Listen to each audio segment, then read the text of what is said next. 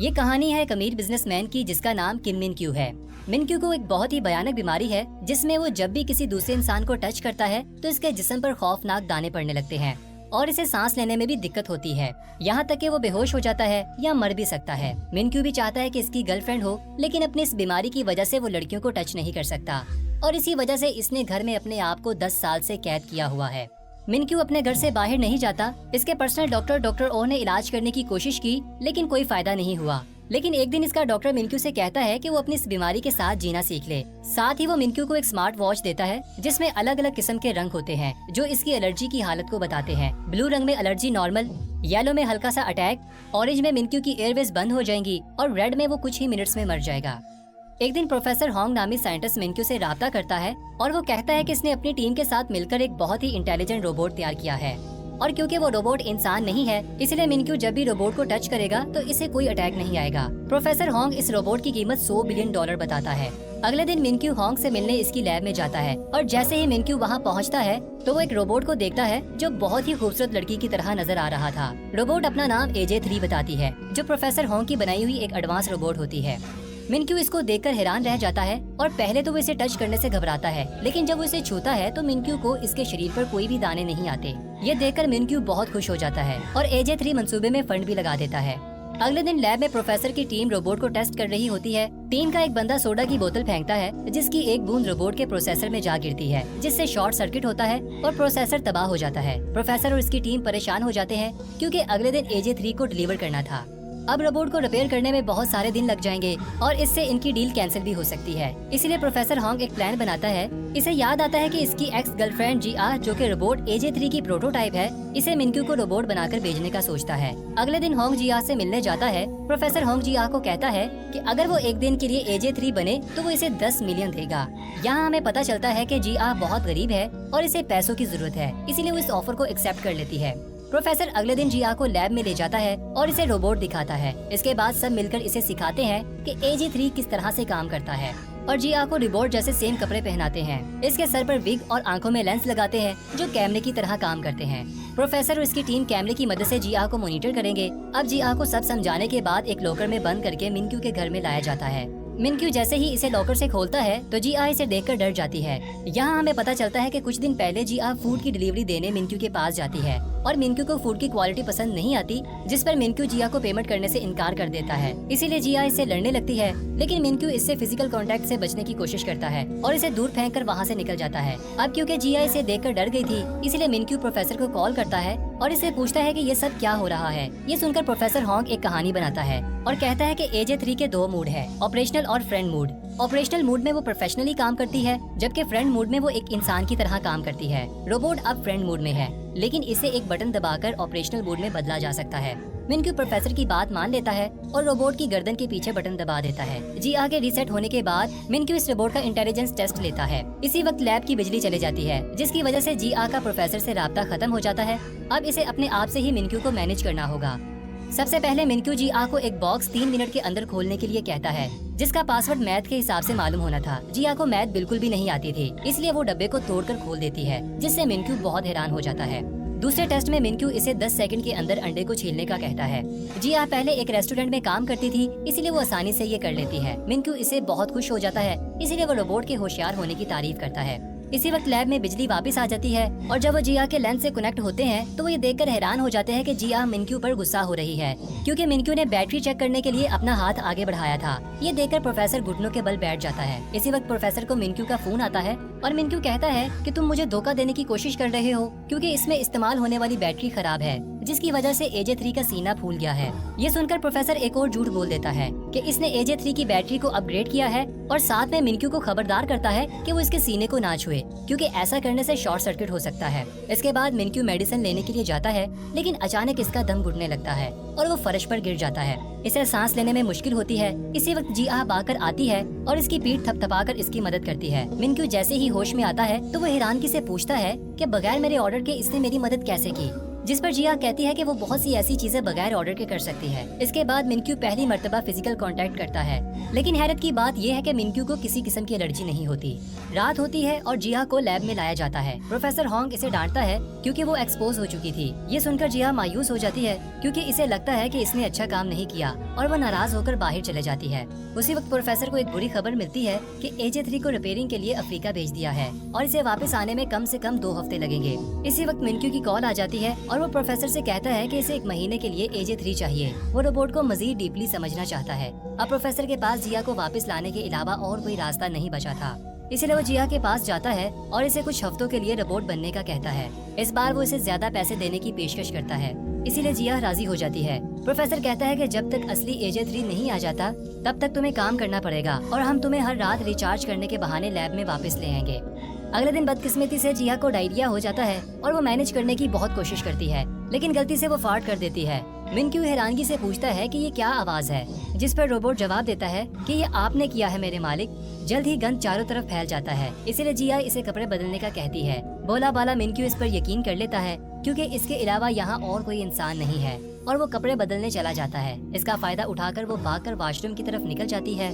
मिनक्यू जल्दी से वापस आ जाता है और वो देखता है कि रोबोट गायब है। वो इसे घर में ढूंढने लगता है और आखिरकार वो देखता है कि जिया इसके महंगे परफ्यूम से टॉयलेट को साफ कर रही है।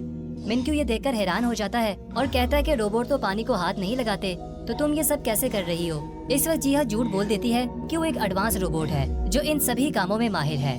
जब मिनक्यू जाने वाला होता है तो वो नोटिस करता है कि जिया के चेहरे पर पसीना आ रहा है। वो इसके करीब जाने की कोशिश करता है, लेकिन इसका पैर साबुन पर आने की वजह से वो गिर जाता है। जिया इसकी तरफ भागती है, लेकिन मिनक्यू को बचाने की बजाय वो परफ्यूम पकड़ती है और इसके ऊपर गिरा देती है। लोहे की प्लेट की वजह से इसकी पसलियों पर चोट लग जाती है।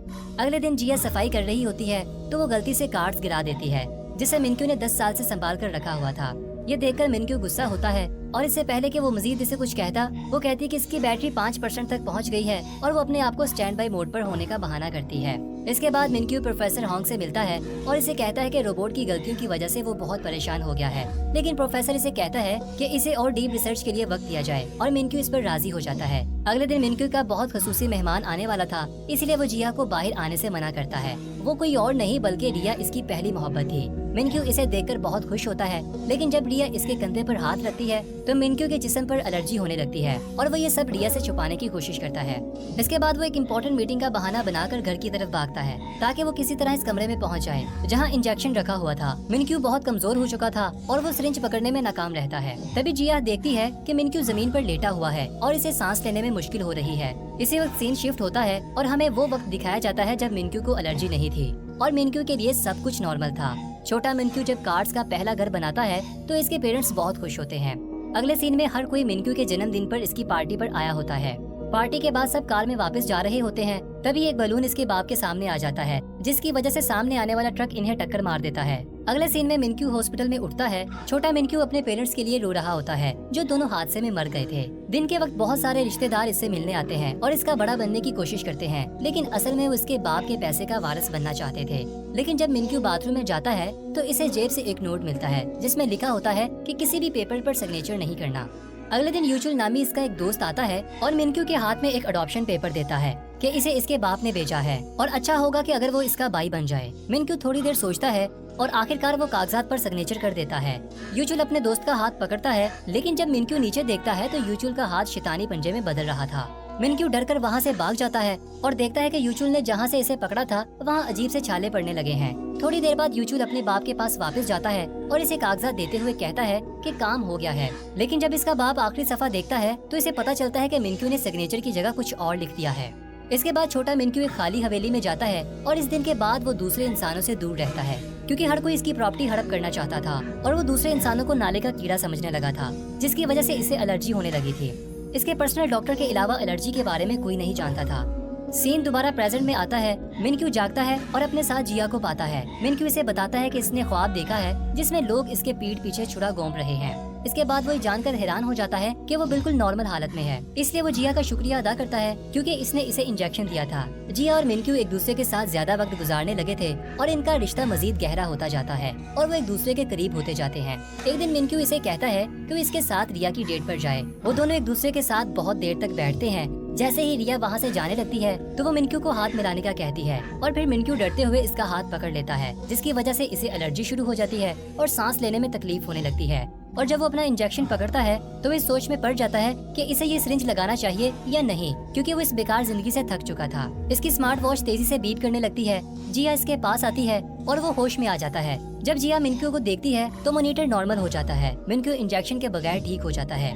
थोड़ी देर बाद वो दूसरे अपार्टमेंट में वापस जाने का फैसला करते हैं, लेकिन जब वो जा रहे होते हैं तो एक बंदा गलती से मिनक्यू से टकरा जाता है और वो चेक करने के लिए कि मिनक्यू ठीक है इसे पकड़ लेता है। लेकिन हैरानगी की बात ये है कि इसे एलर्जी नहीं होती। ये देखकर मिनक्यू ज्यादा हजूम में जाने का फैसला करता है ताकि वो खुद को चेक कर सके, क्योंकि ऐसा इसने 10 सालों में नहीं किया था। जैसे ही वो बाहर निकलते हैं एक बच्चा मिनक्यू के हाथ से टकराता है, लेकिन दोबारा कुछ नहीं होता। फिर दोनों एक बहुत बड़े हजूम में जाते हैं जहाँ मिनक्यू के साथ वाला शख्स इसका हाथ पकड़ता है और मिनक्यू मॉनिटर पर देखता है कि सब ठीक है। ये देखकर मिनक्यू की आंखों में पानी आ जाता है। इसके बाद वो डॉक्टर ओ को फोन करता है और रोते हुए कहता है कि इसकी एलर्जी खत्म हो गई है। तभी एक शख्स इससे टकरा जाता है, जिसकी वजह से मॉनिटर बीप करने लगता है। दूसरी तरफ जिया मिनक्यू को ढूंढना शुरू करती है। जब वो मिनक्यू को देखती है तो इसकी एलर्जी खत्म होने लगती है और जब एक जोड़ा इन दोनों के दरमियान में आता है तो एलर्जी फिर से वापस आ जाती है। मिनक्यू अपने डॉक्टर को बताता है कि कोई यहाँ पर है जिसे मैं देखता हूँ तो एलर्जी खत्म हो जाती है, और जब इसे नहीं देख पाता तो एलर्जी फिर से वापस आ जाती है। इसके बाद जिया मुस्कुराती है और मिनक्यू कॉल बंद कर देता है और जिया को गले लगा लेता है और कहता है कि मैं तुम्हारे लिए दुनिया की सबसे बड़ी बैटरी खरीदूंगा। इसके बाद वो डॉक्टर ओ से फोन पर बात करता है और इसे कहता है कि अब वो बिल्कुल ठीक है। डॉक्टर भी हैरान है कि पहली बार मिनक्यू को एक इंसान के टच करने के बाद इंजेक्शन की जरूरत नहीं पड़ी। इसके बाद मिनक्यू जहाँ भी जाता है वो जिया को अपने साथ ले जाता है और इसे अपना सबसे अच्छा दोस्त समझता है। इसी दौरान एजे रोबोट रिपेयर हो जाता है, लेकिन इसे प्रोफेशनली काम करने के लिए कुछ वक्त लगेगा। प्रोफेसर कहता है कि AJ3 कुछ दिन के बाद बिल्कुल ठीक हो जाएगा। जिया, जिसे मिनक्यू के साथ रहने की आदत पड़ गई थी, वो ये खबर सुनकर उदास हो जाती है। एक दिन मिनक्यू जिया को एक रेस्टोरेंट में ले जाता है, लेकिन इसे एक अलग मेज पर अकेले बिठा देता है। फिर वो रिया और इसके बाप को मिलता है। वो तीनों बातें कर रहे होते हैं तो वो दूर बैठी जिया परेशान नजर आती है। कुछ देर के बाद जब मिनक्यू इसे लेने आता है तो वो इसे नजरअंदाज करती है और चले जाती है। अब मिनक्यू तभी सेफ है जब वो जिया के पास हो, लेकिन एक दिन वो अकेला एक गैस स्टेशन पर जाता है और अटेंडेंट पीछे डिक्की में क्रेडिट कार्ड उठाता है। जब वो क्रेडिट कार्ड वापस करता है तो मिनक्यू की उंगली पर टच करता है, लेकिन इस पर ध्यान नहीं देता और वहाँ से चला जाता है। थोड़ी दूर जाने के बाद इसे याद आता है कि अटेंडेंट के हाथ के टच करने के बाद इसे कुछ भी महसूस नहीं हुआ और मॉनिटर बिल्कुल नॉर्मल है, हालांकि जिया भी इसके साथ नहीं है। इसके बाद क्यूमिन अपने प्रोफेशनल डॉक्टर को मिलने जाता है और इसे पिछले 10 सालों से इसकी मेहनत का शुक्रिया अदा करता है कि वो अब बिल्कुल ठीक हो गया है। इसके बाद डॉक्टर क्यूमिन से कहता है कि वो AJ3 को वापस भेज सकता है क्योंकि अब वो मुकम्मल ठीक हो गया है। अगले दिन क्यूमिन प्रोफेसर के पास जाता है और कहता है कि वो रोबोट से मोहब्बत करता है। प्रोफेसर कहता है कि वो एक रोबोट के बारे में बात कर रहा है जो पहले से प्रोग्राम किया गया था। ये सुनकर मिनक्यू कहता है कि वो पागल हो रहा है और प्रोफेसर से इसका हल पूछता है। अगले दिन प्रोफेसर मिनक्यू के पास आता है और इसे कहता है कि एक रास्ता है, अगर वो AJ3 को रीसेट कर दे, इसी तरह वो सब कुछ भूल जाएगी और तुम अपनी जिंदगी में आगे बढ़ सकोगे। मिनक्यू उदास हो जाता है, लेकिन वो जानता है कि अब यही रास्ता बचा है।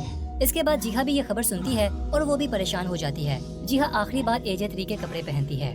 अगले सीन में हम देखते हैं कि जिहा मिनक्यू के सामने खड़ी है और बर्फबारी हो रही है और मिनक्यू इसे आखिरी बार सैर के लिए ले जाता है और वापस हवेली में ले आता है। आखिरकार वो एक दूसरे का सामना करते हैं। मिनक्यू इसका शुक्रिया अदा करता है। ये सुनकर जिहा की आंखों में आंसू आ जाते हैं। इसके बाद मिनक्यू जिहा के पास जाता है और इसे अपनी माँ का हार निकालकर जिहा के गले में डाल देता है। इसके बाद वो इसे गले लगाता है और मिनक्यू रीसेट का बटन दबा देता है। लैब में असली AJ3 रिपोर्ट करता है कि मिनक्यू का फोल्डर डिलीट कर दिया गया है। रात को मिनक्यू और जिहा सोते वक्त रोते हैं। जिहा इतनी रोती है कि अगली सुबह वो बीमार पड़ जाती है। इसे हॉस्पिटल ले जाया जाता है और हम देखते हैं कि इसने अभी भी मिनक्यू की माँ का हार पहन रखा है। इसके बाद वो दोनों अपनी जिंदगी में आगे बढ़ जाते हैं, जहाँ जिहा अपनी दादी के शहर चली जाती है, जबकि मिनक्यू रिहा के साथ शादी की तैयारी करता है। एक दिन मिनक्यू ट्रेन पर चढ़ता है जहाँ वो AJ3 जैसा चेहरा देखता है और वो सोचता है कि ये वही सेम रोबोट है। दोनों एक दूसरे के आमने सामने बैठने के बावजूद कुछ भी बात नहीं करते, क्योंकि जिहा को मिनक्यू के साथ बोलने से मना किया गया था।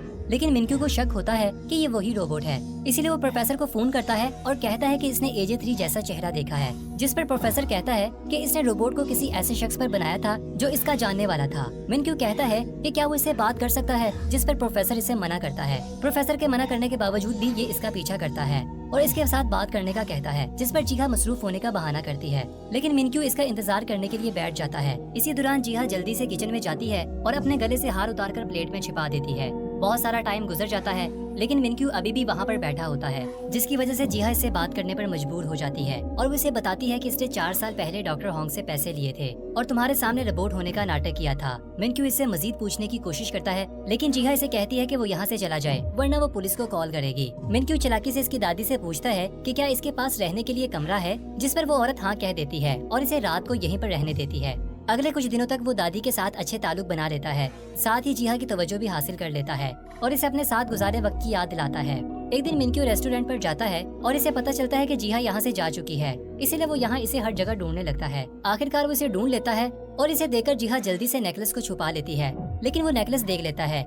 ये जानकर कि इसके साथ धोखा हुआ है, इसे बहुत बुरा फील होता है, लेकिन इससे पहले कि वो इसे कुछ कहता, इसकी एलर्जी दोबारा से जाहिर होने लग जाती है और मॉनिटर डेड पर पहुंच जाता है, जो पहले कभी ऐसा नहीं हुआ था। आखिरी सीन में वो जमीन पर गिर जाता है और इसके बचने के इम्कान बहुत कम होते हैं। यहाँ पर ये दिलचस्प मूवी खत्म हो जाती है। अगर आप इसका दूसरा पार्ट देखना चाहते हैं तो कमेंट में हमें जरूर बताइएगा और चैनल को सब्सक्राइब कर दीजिए।